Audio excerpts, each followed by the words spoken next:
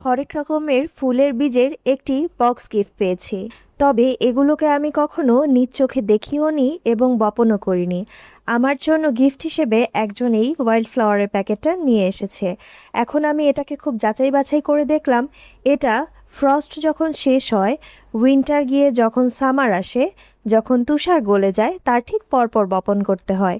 এখন আমাদের দেশে তো তুষার নেই, না আছে তাদের মতো শুষ্ক ওয়েদার, কিন্তু অতিরিক্ত আর্দ্রতাতেও চেষ্টা করে দেখাই যেতে পারে যে এটা হবে কিনা। প্রথমেই এটাকে আনপ্যাক করে নিচ্ছি।